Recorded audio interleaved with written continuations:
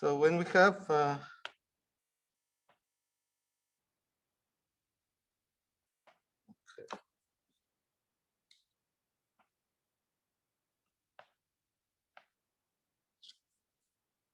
okay, I can make it thicker. This is probably too thick. Yeah, sorry.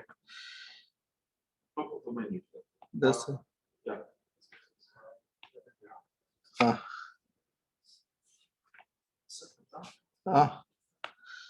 Yeah, sorry. It's the first time I'm using an iPad here. Okay, I think this is good. Too thick?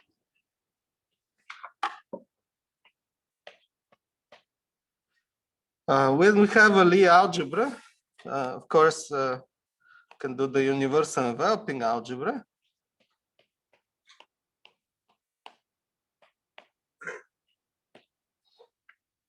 Is this too thick or is it? I think it's too thick, maybe.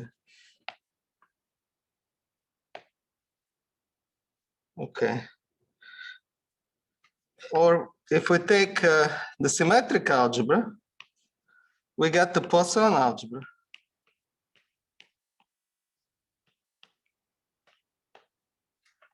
And these are related because the universal enveloping algebra has a canonical filtration whose associated graded is the symmetric algebra by the PBW theorem. Now, there is a version of this diagram where we use vertex algebras instead of associative algebras. The corresponding analog of Lie algebras is called the Lie conformal algebra. Notion introduced by Victor Katz in 1996. And from a Lie conformal algebra, one can construct a universal enveloping vertex algebra. Well, if you take the symmetric algebra of a Lie conformal algebra, you get what's called the Poisson vertex algebra.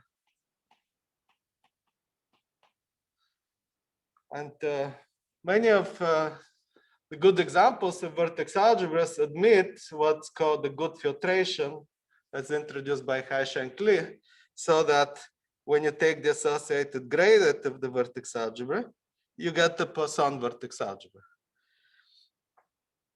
Now, studying cohomology theories, for Lie conformal algebras, the cohomology theory was introduced in 1998 by Victor Katz, Alexander Voronov, and myself, and we computed it then for the main examples that come from affine Katz-Moody algebras and the Virasoro algebra.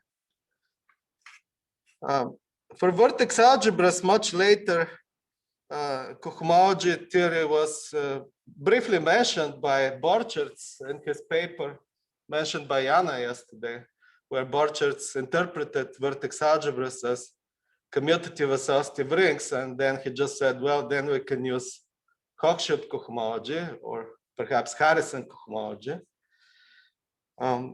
This was made more explicit by Yizhi Huang, who introduced an analog of Hochschild cohomology and another one of Harrison cohomology for vertex algebras. But that was too complicated because, as far as I know, he and his students are still trying to compute the first cohomology for some of the main examples. And of course, as with any cohomology theory, we expect the zeroth cohomology to give Casimirs and first cohomology to give derivations. But in Huang's setting, he gets all derivations. And in the theory that we developed, we get derivations quotient by inner derivations, which seems more natural. Then for Poisson vertex algebras, there was a theory similar to Lie conformal algebras called variational Poisson cohomology, developed by Alberto De Sola and Victor Katz. And this has deep connections to the theory of bi-Hamiltonian systems, to integrable systems. It's very useful there. But again, it was hard to compute. And so our contribution now is, first of all, we developed methods for computing all of these theories. And we were able to compute them explicitly in many examples. But we also placed them in a common framework. So this whole diagram is now part of a common framework where all of these different algebras, in fact, are interpreted as Lie algebras. And this idea goes back to Beilinson and Drinfeld, where they interpreted, they defined chiral algebras as a generalization of vertex algebra on any algebraic curve. And chiral algebras are like Lie algebras. What does this mean? Well, the easiest way to explain it is to start with operats.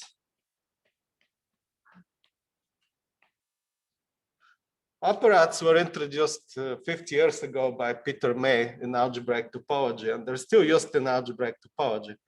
But we'll use them here in algebra. And so we're going to view, we'll work with linear operats. So an operat P is a collection of vector spaces for all positive integers n. And the way we think of Pn is think of this as n-ary maps. And then what we want is each Pn to have a right action of the symmetric group Sn. We want to have compositions. And we want an identity element in P1. So the compositions I'm going to present diagrammatically like this. We have a map G1 with a number of inputs, and then n such maps G1 through Gn. Then the composition is obtained by plugging their outputs as the inputs of another map F. Okay, so think of an apparatus representing operations with several inputs and one output. And then we're composing them just by plugging them like that. While the action of the symmetric group just permutes the inputs of the apparatus. Of course, they need to satisfy various compatibility conditions and associativity, but they're all clear from the diagrams. Main example of an operat is what we call the home operat. Sometimes it's also known as the endomorphism operat. And for a fixed vector space V, the n-ary operations are just n linear maps from V to V. And the compositions are indeed just composing maps. The second example important for us is called the Lie operat. And the Lie operat in unary operation is just the identity. A binary operation, we just have one binary operation, which I will call beta. It represents the Lie bracket. So think of it as a Lie bracket. And so it has the property that when you act on it with the transposition 1, 2 from the symmetric group S2, you get negative beta. And it needs to satisfy the Jacobi identity, which you can represent in a pictorial way, or you can represent as a composition like this. So what we have here is now an element of P3, because we're composing beta with beta and the identity. So we're applying the bracket to the first two inputs, the identity to the second, and then we're plugging that again into the bracket. And this should be equal to, yeah, let me see if I have the correct formula. Okay. Yes, so then I need beta, identity beta minus the same thing, where I switch the first and second inputs. Okay, you can draw the pictures, and that represents the Jacobi identity. And then a Lie algebra structure on V is equivalent to a morphism of operats from the Lie operat to the operat Hom V. Because the image of beta is an element of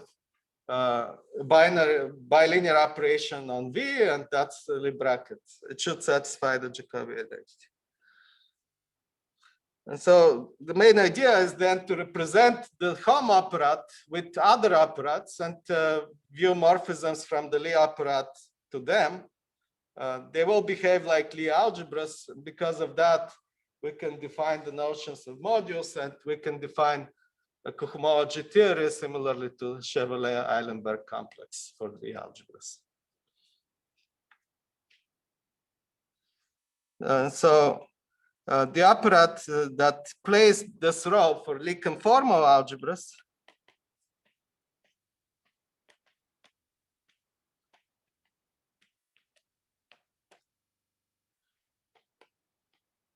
is called the C-Hom.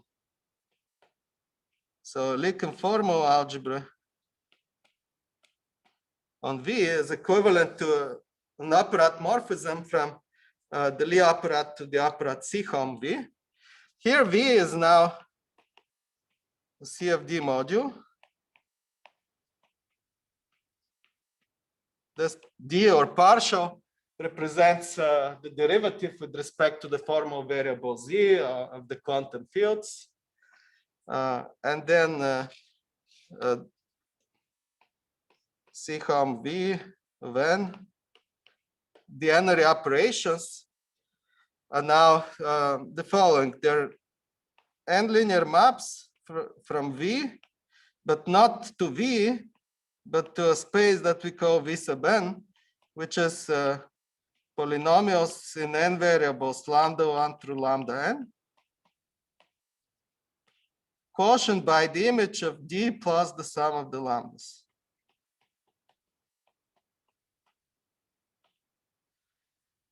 Let me call such a map X, satisfying the following condition, that if I act on a vector V in V to the n, with D acting on the ith factor, this is the same as minus lambda I X sub B for all I. And in particular, if you take an element, a binary such a conformal linear operation, it gives you the notion of a Lie conformal algebra, which more explicitly, you take X of lambda minus D of A tensor B is what is called the lambda bracket. So this is the image of the Lie bracket now, but it's going to depend on one parameter lambda. It will be a polynomial lambda. And in terms of the quantum fields mentioned by Jana yesterday, this is expanded as a sum over non-negative J, lambda to the J over J factorial times the Jth product AJB. And these Jth products are the coefficients in the operator product expansion. But this lambda bracket is a much more compact way to encode the singular part of the OP. And one can write the axiom satisfied by the lambda bracket And they really look like skew symmetry and Jacobi identity for it, except that you know, you need to keep track of the lambdas and write explicitly how they change, and this is governed by the operand. So all the information is in the operand. I'm not writing the explicit formulas, but you can write the compositions in the operand and the action of the symmetric group. The symmetric group is quite clear. It just permutes all the inputs in V to the n and all the lambdas. And in fact, this makes things more symmetric, because if you like this, if you write the skew symmetry of the lambda bracket, it's this formula, which is not quite symmetric, but this corresponds to permuting the lambda and minus lambda minus d. If you write it in terms of two variables, lambda 1 and lambda 2, it just switches the lambdas. And the Jacobi identity, for completeness, let me write it down. It's this formula.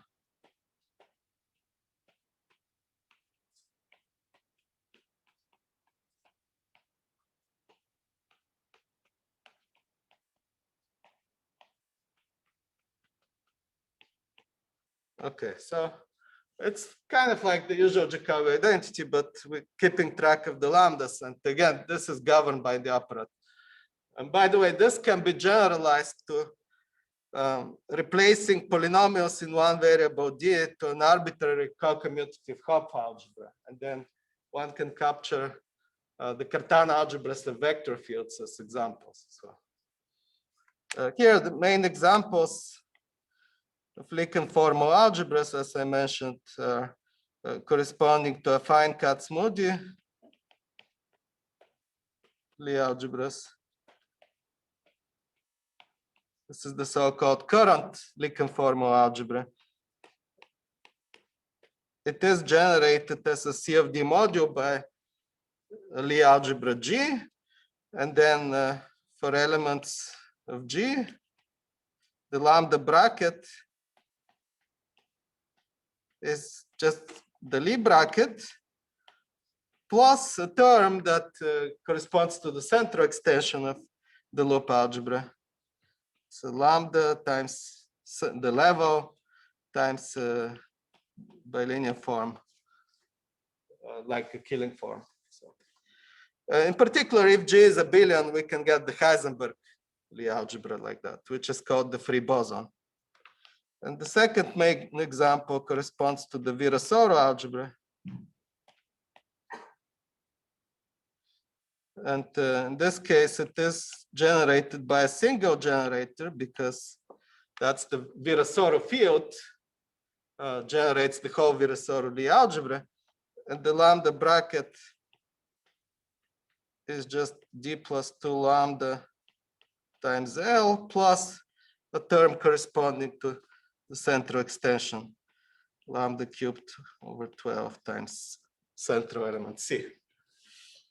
So I just want to show these formulas to see how compact they are compared to writing all the brackets in a fine Kac-Moody algebra or the Virasoro Lie algebra, or writing the generating functions, which are the quantum fields and their OPs and so on.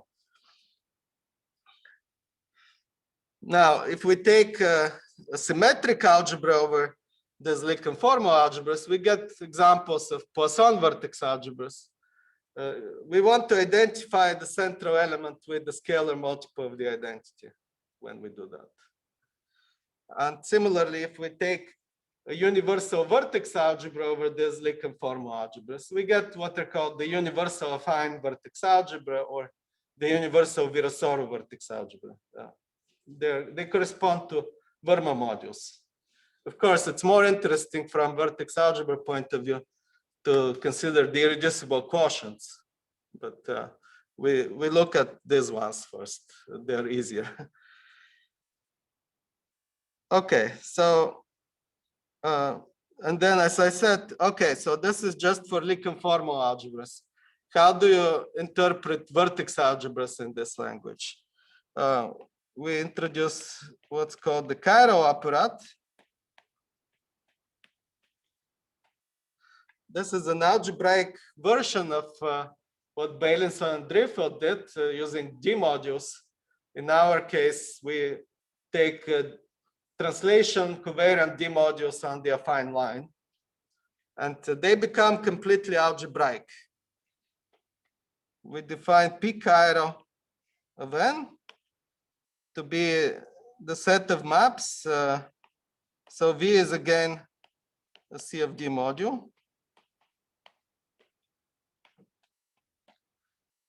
And just as in the case of Lie conformal algebras for the conformal Ham apparat, we take maps from V to the n to the space we call V sub n. But here we also have as an input an element of what we call n star t. It's a rational function.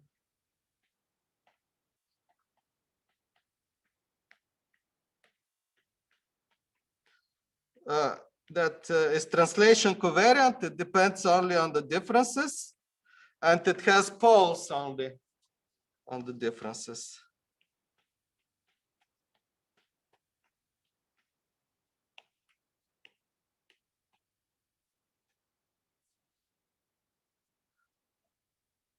And V sub n was the space of polynomials in variables lambda 1 through lambda n, quotient by the image of D plus lambda 1 plus lambda.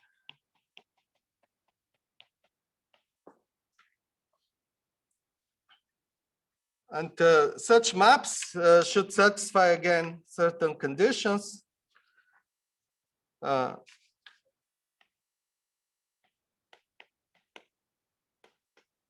Similarly to what we had earlier, if you apply D to the ith component of a vector from V to the n, plus lambda I, but now tensored with the function f. Before this was supposed to be 0. Now it's, okay, tensor V, supposed to be x. It acts as the derivative with respect to zi on the function. And so if we take the function to be the constant 1, this becomes the previous condition that we had for Lie conformal algebras. And then there is another property that if you take derivative with respect to z,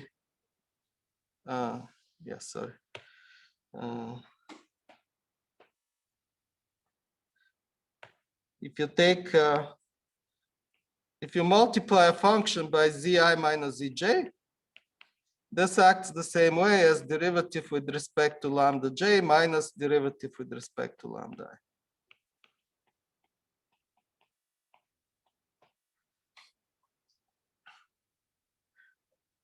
And again, we have actions of the symmetric group that permutes the vectors in V to the n. It permutes all the lambdas, and now it permutes the variables z1 through zn in the rational function. And the compositions in this apparat are more complicated. I'm not going to write them down. But then our result here is that a non-unitary vertex algebra, which means a vertex algebra without a vacuum, is equivalent to a morphism from this chiral apparat, from the Lie apparat to this chiral apparat. So it's a Lie algebra in the chiral apparat. And explicitly, if you take the generator beta of the Lie bracket, it's sent to some element chiral binary operation. And this is in fact very explicit, similarly to the formula we had before. Now, if you take the function to be z2 minus z1 to the power n for any integer n, then this is the sum over non-negative j, lambda to the j over j factorial. It's always a polynomial in lambda. And now it's given by a n plus jth product in the vertex algebra. And so taking n to be negative, in particular -1, we can capture also the negative products in the vertex algebra. And in a Lie conformal algebra, we only have non-negative products, A and B. And in the vertex algebra, we have both negative and positive. Okay. Because of this, now we can define in particular a cohomology theory of vertex algebras, which behaves like Lie algebra cohomology theory. So cohomology in degree 0 captures the Casimirs. In degree 1, it's derivations, modulo inner derivations. And in degree 2, the cohomology with coefficients in the modulo M is the same as a billion extensions by the modulo M of the vertex algebra by the modulo M. In particular, the second cohomology with coefficients in the adjoint module is first order deformations of the vertex algebra. Okay, now remember I was talking initially about having a good filtration.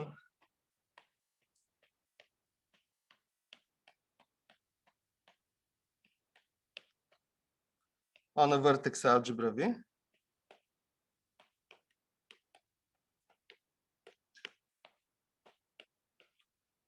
So an increasing filtration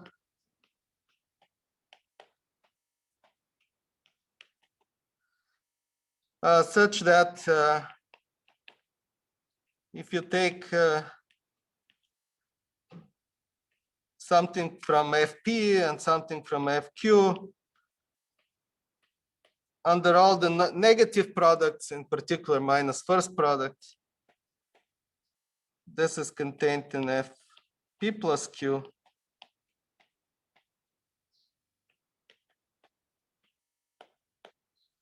And is contained in FP plus Q minus 1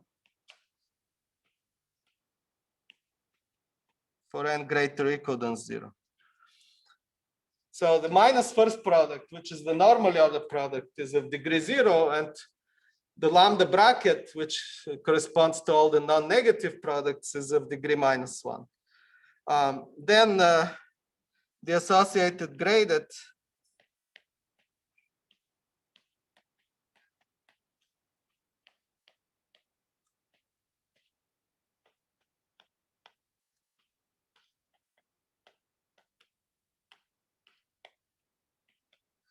is going to be a Poisson vertex algebra,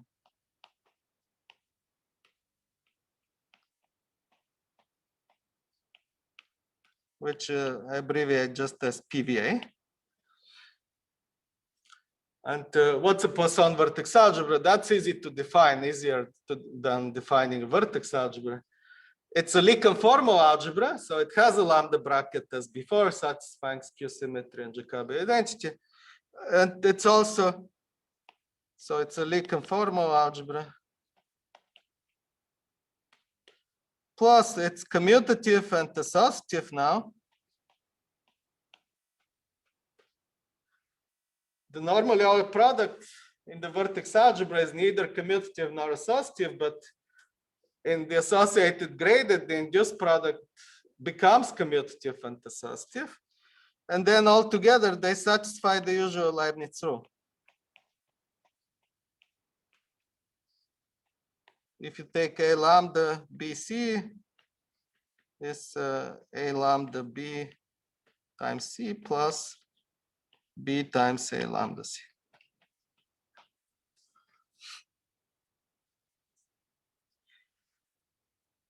And now, if we have a filtration on V, we also define filtration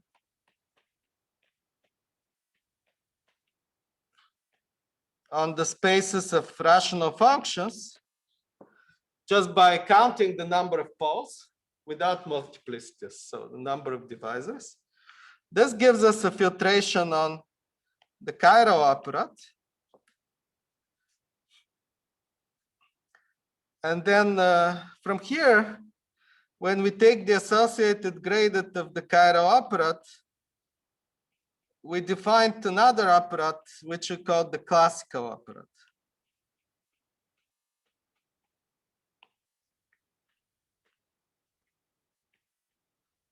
I don't have much time actually to talk about it, but I'll just say that P classical,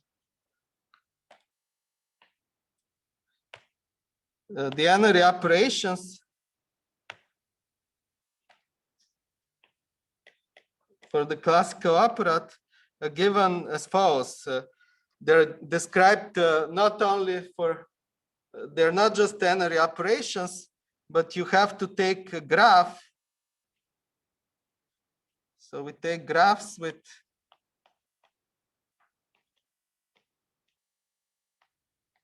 n vertices, and we decorate each vertex of the graph with an element of V, and then we send that to V sub n. Satisfying certain axioms. One axiom is that whenever you have a cycle in your graph, this is 0. So you only need to work with acyclic graphs. And I can't list all the details here, but then what's interesting is that, again, theorem, a Poisson vertex algebra now is equivalent to having a morphism from the Lie operand to this classical operand, which is given explicitly as follows. So again, the Lie bracket beta is going to be some element x P classical of 2. So now for each graph with 2 vertices, I need to specify which operation is that. And if my graph is just 2 dots, then I use lambda minus d. This is again the lambda bracket as before. But one of the axioms actually says that when you take a connected component, then you need to add all the lambdas. And so when this graph is connected, it's a directed edge like this, then this is independent of the lambdas, and that's the commutative associative product. And now, one question is, how are these operands related?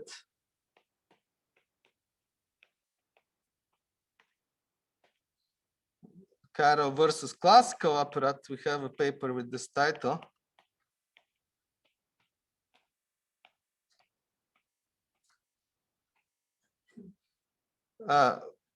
We have a map, a morphism of operands from the associated gradient of the chiral operand to the classical operand, given as follows. An element x here, you just evaluate it on the function p gamma, where p gamma is the product 1 over the product of zi minus zj, product over the edges of the graph. Yeah, I should have said these are directed graphs. The edges are directed. So if you change the direction, you get the minus sign. These are the edges of the graph. So we have an explicit map like this. And then we showed that if the filtration on V is such that V is isomorphic to its associated gradient as CFD modulus,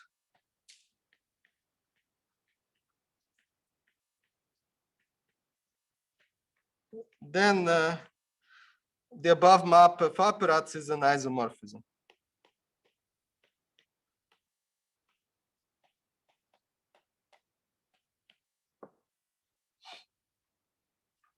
Okay, so that's one result. The next question is, how are the different cohomology theories of Poisson vertex algebras related? So how is variational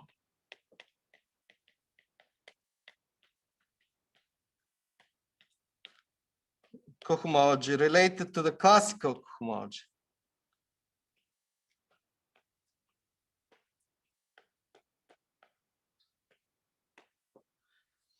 The variational cohomology of a Poisson vertex algebra is obtained just as the Lie conformal algebra cohomology if you take only cochains that satisfy the Leibniz rule.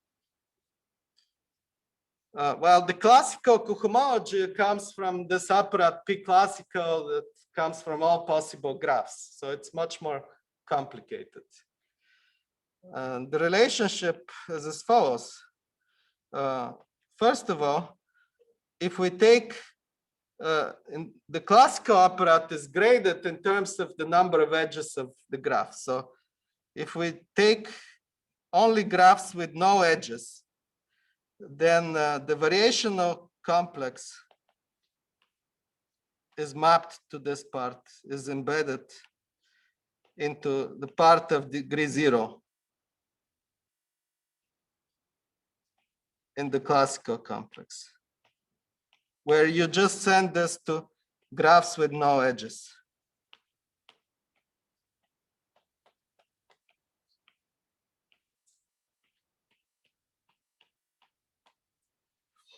Just like the Lie, the lambda bracket itself corresponds to the graph with two vertices and no edges. If we extend that to any graphs with just single vertices with no edges, we get the variational cohomology embedded inside the classical cohomology. And then second theorem, which is quite difficult, in fact, we had a whole paper on this, is that if we assume that the Poisson vertex algebra V as an algebra is an algebra of differential polynomials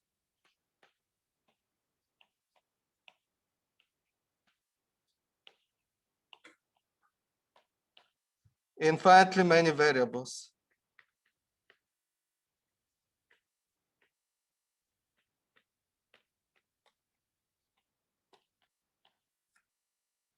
Then the above map induces an isomorphism in cohomology.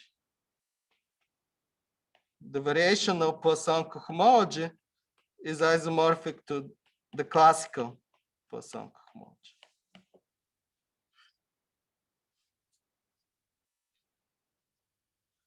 By the way, this classical cohomology, as I said, corresponds to all possible graphs.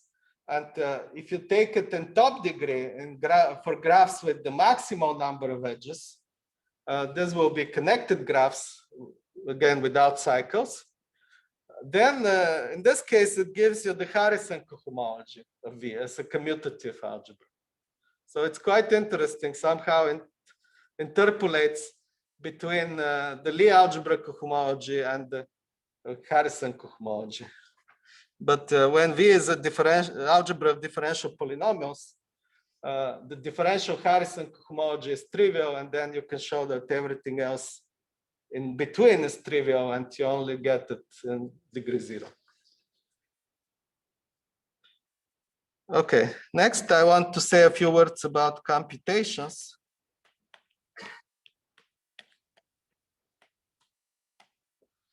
As I said, we've developed methods for computing the variational cohomology of a Poisson vertex algebra. And the main tool is using conformal weight.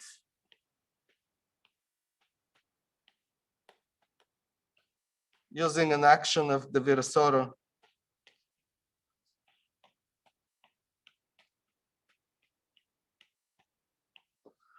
Lie conformal algebra. And one can do that in the main examples that arise from, let's say, an affine Lie algebra, including in particular the free boson. We can also do free fermions. And we can also do the universal Virasoro Poisson vertex algebra.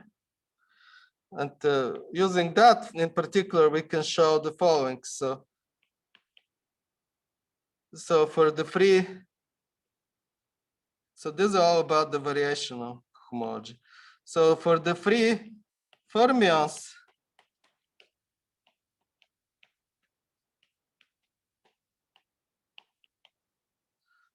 this cohomology is trivial for n positive and is one-dimensional for n0. And then for the free boson and the affine case, we can actually combine them together. If we take, this is the universal affine vertex algebra at level k, assuming non-zero level k.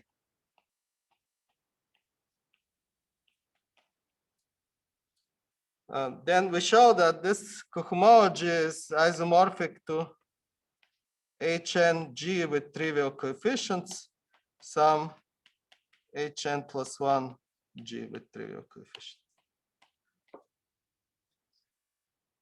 So this case covers both the case of affine and free boson. And then the third example is the universal Virasoro.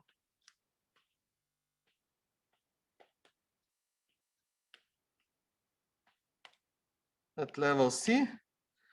And then in this case, we show that this is one-dimensional.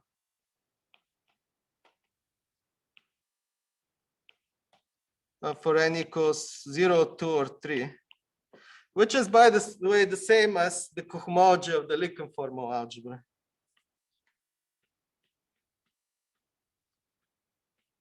So we can determine this quite explicitly. And as I mentioned, this have applications to the theory of bihamiltonian systems, to the integrability of the Lenard-Magri scheme. For that, you need the vanishing of the first cohomology. But they also give you explicitly results about derivations and abelian extensions, in particular first-order deformations.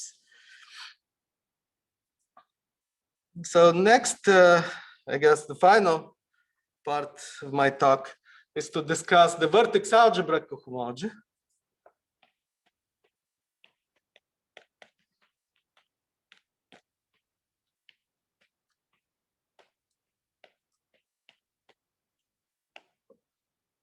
Okay, so how are these fitting together now? Well, we show that, again, if V has a filtration, a good filtration in the sense of High-Shankly, then it's associated graded is a Poisson vertex algebra. And earlier I told you how the two operats are related, how the Caro operat is related to the classical operat. Now, we also have a relationship of the cohomology. So what we proved is that we have a spectral sequence because of the filtration. So we have a filtration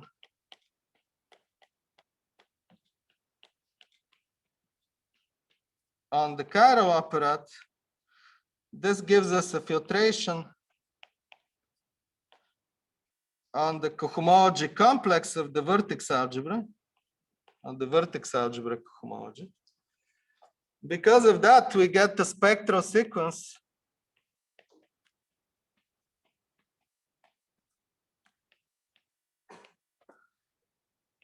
from the classical cohomology of the Poisson vertex algebra V. Yeah, I should use H, not the complex. Yeah, it actually starts from the complex. Then the next term is the cohomology to the vertex algebra cohomology of V.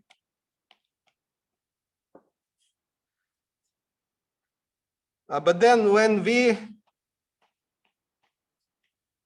or V is an algebra of differential polynomials,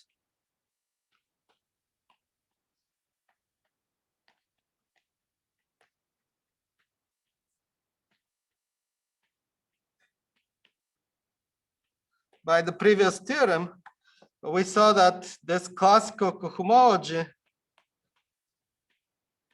is isomorphic to the variational cohomology.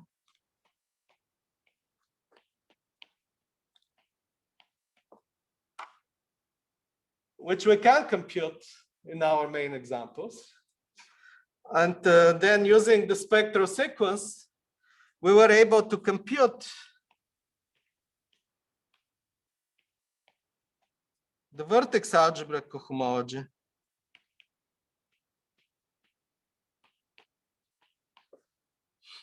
In the cases when V is free fermion vertex algebra, free boson vertex algebra, or universal Virasoro vertex algebra.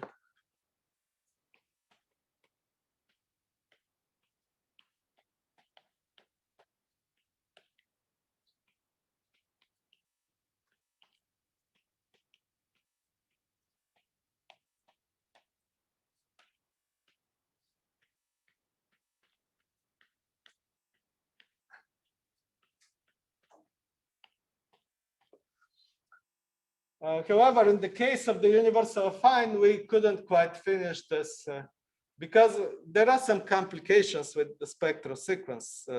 And one difficulty is that when you take the associated gradient of a universal affine vertex algebra, it's not the universal Poisson vertex algebra, because you lose, it becomes level 0, and we need the level to be non-zero in order to have Virasoro element. So we actually couldn't do it for the universal affine. But more generally, from the spectral sequence, we get upper bounds.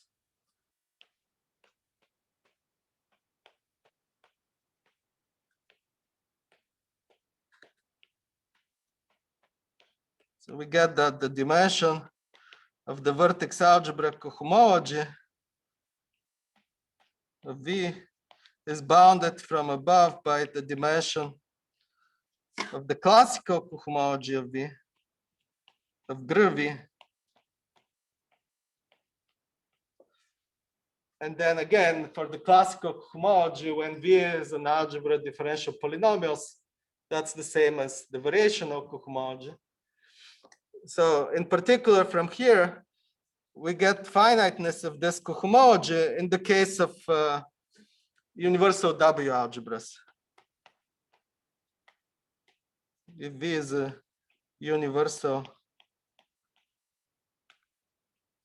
W algebra, which means it's a vertex algebra that is freely generated by a Virasoro element and other elements of positive conformal weights. That's the only assumption. We need positive conformal weights. Then this cohomology is finite dimension.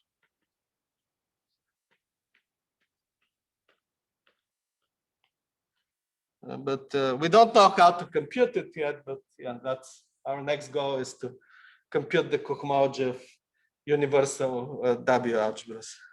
All right, thank you.